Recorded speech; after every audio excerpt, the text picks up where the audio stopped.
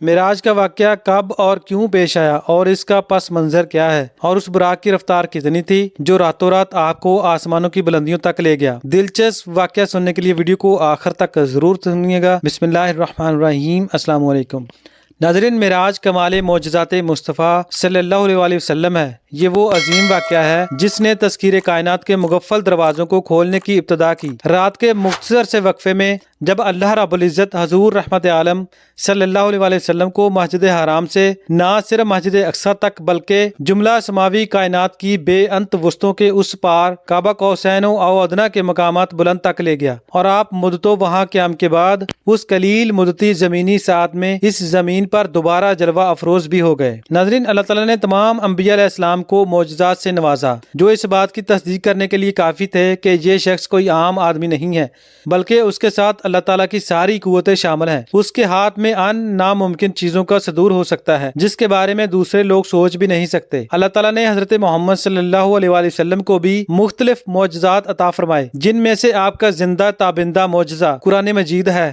لیکن قرآن مجید کے بعد آپ صلی اللہ علیہ وسلم کو ایک ایسا منفرد معجزہ عطا فرمایا گیا جس کی نظیر تاریخ انسانی میں کہیں نہیں ملتی، اور یہ معجزہ معراج کے نام سے جانا جاتا ہے۔ معراج النبی کا واقعہ انسانی عظمت اور سربلندی کا نقطہ عروج ہے۔ یہ واقعہ نبی اکرم صلی اللہ علیہ وسلم کی سیرت کا وہ منفرد ترین واقعہ ہے جسے عقل سے نہیں، ایمان اور عشق کی طاقت سے سمجھا جا سکتا ہے، اس لیے کہ عقل کی پرواز ہمیشہ سے ہی محدود رہی ہے۔ انسان نے جب بھی معجزات کو محض عقل سے سمجھنے کی کوشش کی ہے، اس نے ہمیشہ ہی ٹھوکر کھائی ہے۔ اسراء و معراج کے پورے واقعہ پر مادیت عقل بے محو تماشائے لب بام ابھی کی کیفیت سے دو چار ہے، لیکن ایمان و عشق اسے ہمیشہ سے سچ ہی سمجھتے آئے ہیں، اور تا قیامت اس کی صداقت میں اضافہ ہی ہوتا جائے گا۔ معراج کا واقعہ یہ سبق دیتا ہے کہ آسمان کی بلندیاں اور وسطیں حضرت انسان کی دسترس میں ہیں۔ یہ واقعہ مستقبل کے بارے میں اللہ تعالیٰ کے منصوبوں اور اسلام کی ترویج و اشاعت کا غماز بھی ہے۔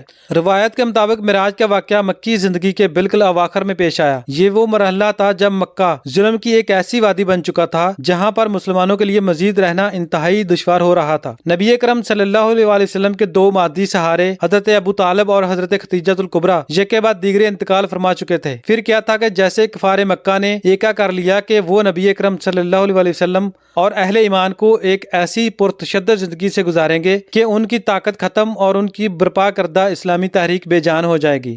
ناظرین، رجب کی 27ویں شب کو اللہ کے پیارے نبی حضرت محمد صلی اللہ علیہ وسلم کو معراج کا شرف عطا کیا گیا۔ اس دن کفار نے آپ صلی اللہ علیہ وسلم کو بہت ستایا، تو آپ صلی اللہ علیہ وسلم اپنی چچا زاد بہن ام ہانی کے گھر تشریف لے گئے اور وہاں آرام فرمانے لگے۔ ادھر اللہ کے حکم سے حضرت جبرائیل علیہ السلام 50,000 فرشتوں کی برات اور براق لے کر نبی اخر زمان صلی اللہ علیہ وسلم کی خدمت میں حاضر ہوئے اور عرض کیا، اے اللہ کے رسول، آپ کا رب آپ سے ملاقات چاہتا ہے۔ چنانچہ سوئے عرش سفر کی تیاریاں ہونے لگیں۔ سفر معراج کا سلسلہ شروع ہونے والا تھا۔ نبی رحمت کی بارگاہ میں براق حاضر کیا گیا جس پر حضور کو سوار ہونا تھا، مگر اللہ کے پیارے محبوب نے کچھ توقف فرمایا۔ جبرائیل امین نے اس پس و پیش کی وجہ دریافت کی تو آپ نے ارشاد فرمایا، مجھ پر تو اللہ رب العزت کی اس قدر نوازشات ہیں، مگر روز قیامت میری امت کا کیا ہوگا؟ میری امت پل صراط سے کیسے گزرے گی؟ اسی وقت اللہ تعالیٰ کی طرف سے بشارت دی گئی، اے محبوب، آپ امت کی فکر نہ کیجیے، ہم آپ کی امت کو پل صراط سے اس طرح گزار دیں گے کہ اسے خبر بھی نہیں ہوگی۔ اس واضح بشارت کے بعد سرکار دو عالم صلی اللہ علیہ وسلم براق پر سوار ہو گئے۔ جبرائیل امین نے رکاب تھامی، میکائیل نے لگام پکڑی، اسرافیل نے زین سنبھالی، جس کے ساتھ ہی 50,000 فرشتوں کے سلام کی صدا سے آسمان گونج اٹھے۔ حدیث میں آیا ہے کہ براق کی تیز رفتاری کا یہ عالم تھا کہ جہاں تک نظر کی حد تھی وہاں وہ قدم رکھتا تھا۔ براق کا سفر اس قدر تیزی کے ساتھ ہوا جس تک انسان کی عقل پہنچ ہی نہیں سکتی۔ ایسا لگتا تھا ہر طرف موسم بہار آ گیا ہے، چاروں طرف نور ہی نور پھیلتا چلا گیا۔ اس سفر کے دوران آپ صلی اللہ علیہ وسلم مکہ سے مسجد اقصی گئے اور وہاں تمام انبیاء کرام کی نماز کی امامت فرمائی۔ پھر آپ صلی اللہ علیہ وسلم آسمانوں میں اللہ تعالیٰ سے ملاقات کرنے تشریف لے گئے۔ وہاں اللہ تعالیٰ نے آپ صلی اللہ علیہ وسلم کو جنت اور دوزخ دکھائی۔ وہاں آپ کی ملاقات مختلف انبیاء سے بھی ہوئی۔ اسی سفر میں نماز بھی فرض ہوئی۔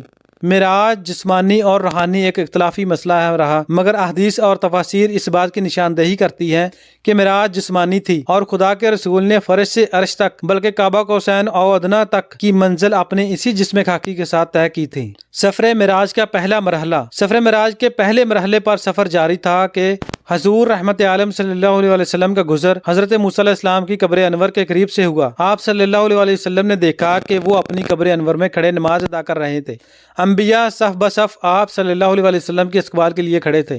جب یہ مقدس قافلہ بیت المقدس پہنچا تو باب محمد آپ صلی اللہ علیہ وسلم کے استقبال کے لیے کھلا تھا۔ جبرائیل امین علیہ السلام نے اپنی انگلی سے دروازے کے قریب موجود ایک پتھر میں سوراخ کیا اور براق کو اس سے باندھ دیا۔ پھر آپ صلی اللہ علیہ وسلم بیت المقدس میں داخل ہوئے تو تمام انبیاء کرام علیہم السلام آپ صلی اللہ علیہ وسلم کی تعظیم اکرام اور احترام میں منتظر تھے۔ انہیں حضور علیہ الصلوۃ والسلام کی امامت میں نماز پڑھنے کا شرف حاصل ہوا۔ سفر معراج کا دوسرا مرحلہ۔ انبیاء حضور علیہ الصلوۃ والسلام کی اقتداء میں نماز ادا کر کے ادب و احترام مصطفیٰ صلی اللہ علیہ وسلم سے مشرف ہو چکے تو آسمانی سفر کا آغاز ہوا، اس لیے کہ ہر زمینی عظمت حضور علیہ الصلوۃ والسلام کے قدموں کا بوسہ لے چکی تھی۔ پہلے آسمان پر پہنچ کر آسمان کے دروازے پر دستک دی گئی۔ بواب پہلے سے منتظر تھا۔ آواز آئی، کون ہے؟ جبرائیل امین نے جواب دیا، میں جبرائیل امین ہوں۔ آواز آئی، آپ کے ساتھ کون آیا ہے؟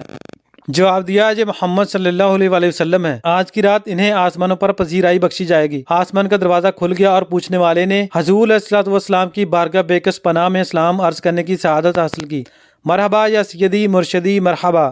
پھر آپ صلی اللہ علیہ وسلم آسمانوں کی طرف بڑھے اور جب آسمان دنیا پر آئے تو دروازہ کھٹکھٹایا۔ آواز آئی، کون؟ جبرائیل امین نے کہا، جبرائیل۔ پھر کہا گیا، آپ کے ساتھ کون آیا ہے؟ انہوں نے کہا، حضرت محمد صلی اللہ علیہ وسلم۔ پھر پوچھا گیا، کیا انہیں بلایا گیا ہے؟ جبرائیل امین نے کہا، ہاں۔ آواز آئی، خوش آمدید، کتنا اچھا آنے والا ہے۔ رحمت عالم صلی اللہ علیہ وسلم کی ملاقات حضرت آدم علیہ الصلوۃ والسلام سے ہوئی۔ انہیں بتایا گیا کہ یہ آپ کے جلیل القدر فرزند ہیں، خاتم المرسلین ہیں، یہی حضرت محمد صلی اللہ علیہ وسلم ہے۔ آقا دو جہاں صلی اللہ علیہ وسلم نے دادا جان کہہ کر آدم علیہ السلام کی بارگاہ میں سلام ارشاد فرمایا۔ حضرت آدم علیہ السلام نے اسلام کا جواب بھی عرض کیا اور اپنے عظیم فرزند کو دعاؤں سے بھی نوازا۔ اس کے بعد مہمانان عرش حضور پر نور صلی اللہ علیہ وسلم کو دوسرے آسمان کی طرف اٹھایا گیا۔ پہلے آسمان کی طرف بواب نے دوسرے آسمان کا بھی دروازہ کھولا، جہاں حضور علیہ الصلوۃ والسلام کی سیدنا عیسیٰ علیہ السلام اور یحییٰ علیہ السلام سے ملاقات ہوئی۔ اس یادگار ملاقات اور آسمان کے ملکوتی مشاہدات کے بعد آپ صلی اللہ علیہ وسلم کو تیسرے آسمان کی طرف اٹھایا گیا۔ تیسرے آسمان پر حضور علیہ الصلوۃ والسلام کی ملاقات سیدنا یوسف علیہ السلام سے کرائی گئی۔ تیسرے آسمان کے مشاہدات نورانی کے بعد حضور علیہ الصلوۃ والسلام کو چوتھے آسمان پر پہنچایا گیا۔ چوتھے آسمان پر تاجدار کائنات صلی اللہ علیہ وسلم کی ملاقات حضرت ادریس علیہ السلام سے کرائی گئی۔ اسی طرح حضور علیہ الصلوۃ والسلام سفر معراج طے کرتے ہوئے پانچویں آسمان پر پہنچے تو وہاں حضرت ہارون علیہ السلام سے ملاقات ہوئی۔ چھٹے آسمان پر حضور علیہ الصلوۃ والسلام کی ملاقات سیدنا موسیٰ علیہ السلام سے ہوئی۔ حضرت موسیٰ علیہ السلام کی چشمان مقدس اکشبار ہو گئی۔ حضور صلی اللہ علیہ وسلم کی عظمت اور رفعت کو دیکھ کر رشک کے آنسو چھلک پڑے۔ آپ کی زبان اقدس سے بے اختیار نکلا کہ خدائے بزرگ و برتر کہ یہ وہ برگزیدہ رسول ہیں جن کی امت کو میری امت پر شرف عطا کیا گیا۔ میری امت پر جسے بزرگی عطا ہوئی یہ وہی رسول برحق ہیں جن کی امت کو میری امت کے مقابلے میں کثرت کے ساتھ جنت میں داخل کیا گیا۔ پھر حضور رحمت عالم صلی اللہ علیہ وسلم کی ملاقات ساتویں آسمان پر حضرت ابراہیم علیہ السلام سے ہوئی۔ اس کے بعد حضرت محمد صلی اللہ علیہ وسلم جو تخلیق میں واحد ہستی ہیں جبرائیل امین کے ساتھ سدرۃ المنتہا تک سفر کیا۔ اس مقام پر اللہ تعالیٰ نے انسانوں کو 5 نمازوں کا تحفہ عنایت کیا۔ رسول صلی اللہ علیہ وسلم نے اللہ سے پردے میں بات کرنے کا شرف حاصل کیا جو اور کسی کو حاصل نہیں ہوا۔ کائنات کی اس افضل ترین رات میں اللہ تعالیٰ نے حضرت محمد صلی اللہ علیہ وسلم کو 50 نمازیں بطور تحفہ دیں جن کی تعداد بعد میں کم کر کے 5 کر دی۔ معراج اس روحانی اور جسمانی سفر کا نام ہے جس میں حضور صلی اللہ علیہ وسلم کو آسمانوں کی سیر کروائی گئی۔ اس کا ذکر سورہ نجم میں ہے۔ اسراء جسمانی اور روحانی سفر کا دوسرا مرحلہ ہے جو آپ کو مکہ سے بیت المقدس تک کرایا گیا۔ اس کا ذکر سورہ بنی اسرائیل میں ہے۔ ناظرین، تب تک کے لیے اتنا ہی۔ امید کرتا ہوں آپ لوگوں کو ویڈیو پسند آئی ہوگی۔ اگر ویڈیو اچھی لگی تو اس کو اپنے دوستوں کے ساتھ ضرور شیئر کریں۔ Thanks for watching. اللہ حافظ۔